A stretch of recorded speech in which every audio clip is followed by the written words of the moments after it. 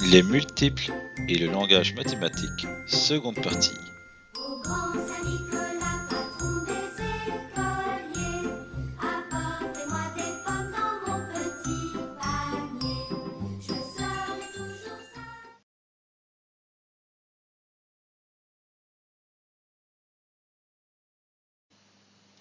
Quel est l'objectif de cette seconde vidéo? Dans cette seconde vidéo, nous irons un peu plus loin dans le langage mathématique, dans la codification. Rappelle-toi, dans la vidéo précédente, on avait vu ce qu'était un multiple et on avait vu comment le coder. Et ensuite, je vais te parler de quoi? Je vais te parler d'un truc super important, la notion de nombre consécutif. Ça veut dire quoi ce mot consécutif? Consécutif, ça veut simplement dire qui se suit. Par exemple, mardi, mercredi et jeudi sont des jours consécutifs. Juillet, août, septembre, octobre sont des mois consécutifs. 0, 1, 2, 3, 4, 5, 6, 7, 8, 9, 10, 11, 12, 13, 14, 15, 16, 17, 18, 19, 20, 21, et je peux continuer jusqu'à l'infini, tant que j'y vais un par un, ce sont des nombres consécutifs. Nous, évidemment, dans le cadre des maths, c'est les nombres consécutifs qui vont nous intéresser.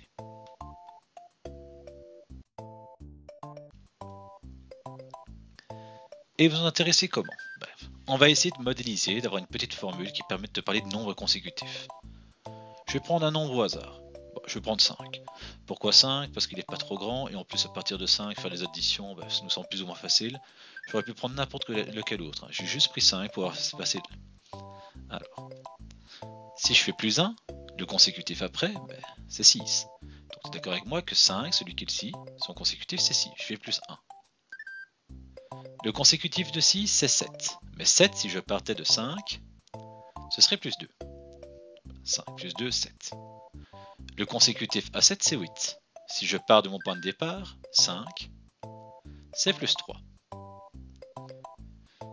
En gros, si je veux 4 entiers consécutifs, 4 nombres entiers qui se suivent, j'ai quoi? J'ai 5 qui est égal à 5, 6 qui est égal à 5 auquel j'ai rajouté 1, 7 qui est égal à 5 auquel j'ai rajouté 2, 8 qui est égal à 5 auquel j'ai rajouté 3.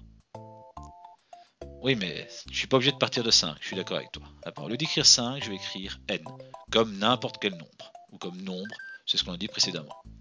Ça voudrait dire que 6, ça correspondrait à n plus 1, 7 n plus 2, 8 n plus 3. Bref, 4 entiers consécutifs, le premier de ces entiers c'est n, c'est n'importe quel nombre. Et puis, les 3 consécutifs, c'est le premier auquel je rajoute 1, n plus 1. Ensuite, le premier auquel j'ai rajouté 2, n plus 2. Et le premier auquel j'ai rajouté 3, n plus 3. Parce que les nombres consécutifs, on avance de 1 par 1. T'as saisi? On peut continuer alors. Ok, pour des nombres consécutifs qui avancent par 1, c'était pas bien compliqué pour des nombres entiers. Et si maintenant je prenais par exemple les multiples de 3?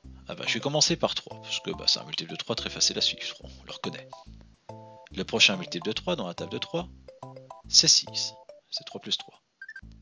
Le suivant c'est 9, et 9 c'est 3 plus 6. Après 9 dans la table de 3, rappelle-toi c'est 12, et 12 c'est 3 plus 9. Regarde, 3, 6, 9. À chaque fois, je rajoute un des étages de la table de 3. C'est juste ça. 4 multiples de 3 consécutifs? Je vais commencer par écrire ce que je viens de t'exposer. Le premier c'est 3, le deuxième c'est 6, ça correspond à 3 plus 3. Le troisième c'est 9, ça correspond à 3 plus 6. Le quatrième c'est 12, ça correspond à 3 plus 9. Ouais, mais les multiples de 3, ça commence pas forcément par 3. Tu pourrais dire que moi, je partirais de 15.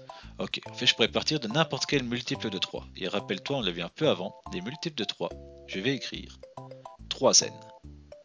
Et il n'y a plus qu'à remplacer. Et donc le suivant, c'est 3n plus 3, celui encore après, 3n plus 6, et enfin, 3n plus 9. C'est aussi bête que ça.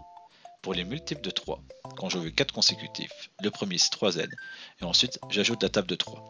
Et si j'en voulais 5, après j'aurai 3n plus 12, pour un sixième 3n plus 15, t'as compris l'idée.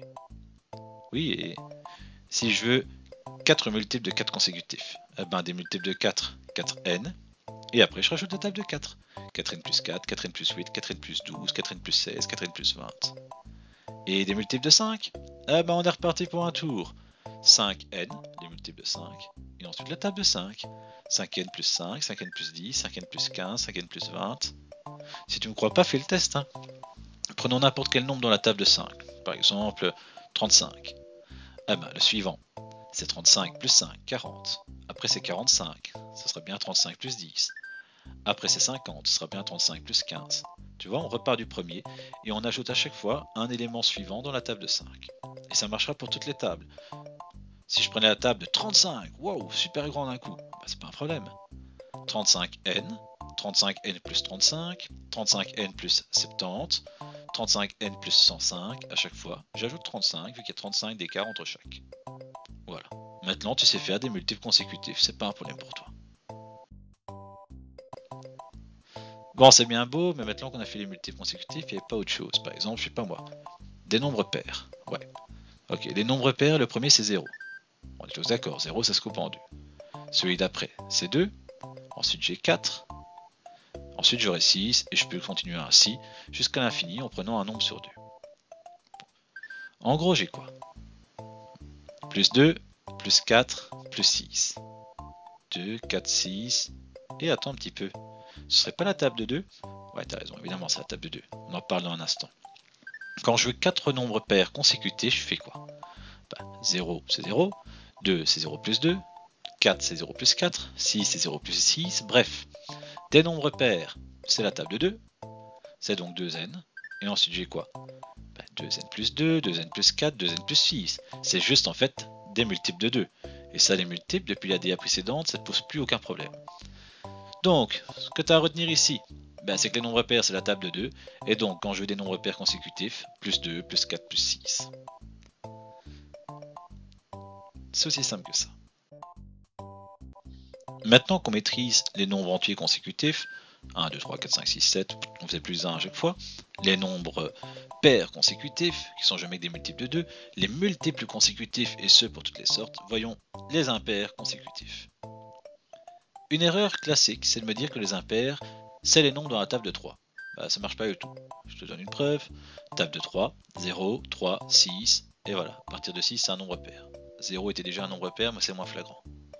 Ouais, alors, si c'est pas dans la table de 3, il n'y a qu'à faire plus 3 à chaque fois. Bon, déjà, ça prend un peu la table de 3, mais bon, passons. On va dire qu'on part d'un impair et qu'on fait plus 3. Par exemple, 5 plus 3. 5 plus 3, ça fait 8. Paf, en plein dedans, c'est pas un nombre impair non plus. 8, je le divise par 2, c'est un nombre pair. Alors, si c'est pas plus 3 et que c'est pas dans la table de 3, c'est quoi des nombres impairs? On va tirer ça au clair. On va prendre des exemples et voir ce qu'on peut en déduire. Prenons un nombre impair dans notre liste. Le premier qui apparaît, c'est 1. Le suivant, c'est 3. Puis après, ça va être 5. Enfin 7. Et si je continuais, j'aurais 9, 11, 13, 15, 17, 19, 21. Et ainsi de suite jusqu'à l'infini. Ils avancent comment? Pour passer de 1 à 3, j'ai fait plus 2. Pour passer de 1 à 5, j'ai fait plus 4. Pour passer de 1 à 7, j'ai fait plus 6. 2, 4, 6. Ouais, attends, ça avance un petit peu dans la table de 2 cette affaire. Ouais, effectivement. Bon, on va essayer de pas s'embrouiller. Tirons-en une conclusion. 4 nombres impairs consécutifs, c'est quoi? 4 nombres impairs consécutifs, si le premier c'est 1, le deuxième c'est 1 plus 2. Puis après j'ai 1 plus 4, c'est la petite flèche. Et enfin 7 c'est 1 plus 6, toujours cette histoire de flèche. En fait l'astuce c'est qu'un nombre impair, c'est juste un nombre pair auquel j'ai rajouté 1, tu vois, 2n plus 1. C'est le cas, regarde bien, 1 c'est 0 auquel j'ai rajouté 1, 3 c'est 2 auquel j'ai rajouté 1, 5 c'est 4 auquel j'ai rajouté 1. Un nombre impair, on va le définir comme ça. On va définir un nombre impair comme étant un nombre pair, un multiple de 2, auquel j'ajoute 1. Alors, les plus perspicaces d'entre vous se diront, ouais, attends, j'aurais pu enlever 1 aussi. Bah ouais. 7 par exemple, c'est 8 moins 1. 5, c'est 6 moins 1. Vous avez raison, c'est juste, il n'y a aucun problème. D'ailleurs, au CE1D, si on te demande de mettre en langage mathématique un nombre impair et que tu mets 2n moins 1, t'as bon.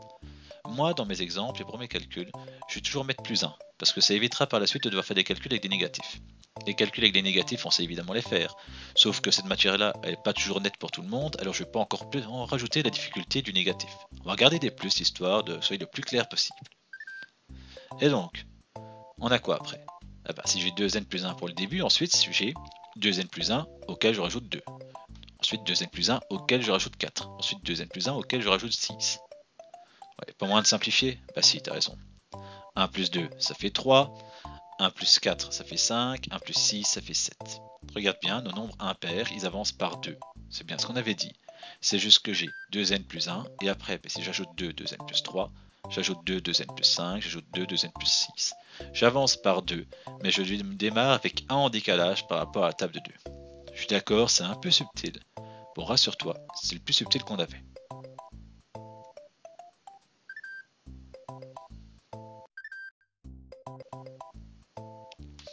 Ok, maintenant qu'on a planté les notions, à savoir nombres consécutifs, les multiples, les nombres pairs, les nombres impairs, un peu de traduction.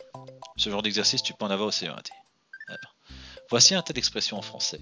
Nombre entier, multiple de 3, multiple de 5, nombre pair, multiple de 2, nombre impair, 3 nombres consécutifs entiers, 3 nombres multiples de 7 consécutifs, 2 nombres impairs consécutifs, un multiple de 6 augmenté de 5, l'opposé d'un multiple de 5. Comment je traduis ça en langage mathématique? Bah, je panique pas et je le fais tranquille. Un nombre entier? Bah, c'est n, c'est n'importe quel nombre, on l'a dit. C'est comme le début. Un multiple de 3, maintenant tu maîtrises ça. 3n. Un multiple de 5, 5n. Un nombre pair, on l'a vu, c'est la table de 2. Et donc un multiple de 2, bah, c'est comme un nombre pair. Un nombre impair, on s'en rappelle, c'est un multiple de 2 auquel j'ai rajouté 1. 3 nombres entiers consécutifs, n, n plus 1, n plus 2. 3 nombres multiples de 7 consécutifs, 7n, 7n plus 7, 7n plus 14. 2 nombres impairs consécutifs. Alors attention, pour 2 nombres impairs, j'ai 2n plus 1 et 2n plus 3. Un multiple de 6 augmenté de 5, 6n plus 5, augmenté c'est bien plus. Si j'avais eu diminué, j'aurais fait moins 5, tu t'en doutes. Et enfin, l'opposé d'un multiple de 5. L'opposé, c'est quand on met un moins devant. C'est tout alors. Un moins devant un multiple de 5. L'opposé de 5n. Tranquille, hein, c'est juste de la traduction. On prend son temps, on réfléchit, et on fait pas n'importe quoi. Félicitations, tu es arrivé au bout de cette vidéo. J'espère que tu as plus ou moins tout compris. Si c'est pas le cas, n'hésite pas à te repasser la vidéo. Et si ça va toujours pas, tu lèves la main et comme d'habitude, je viens t'aider.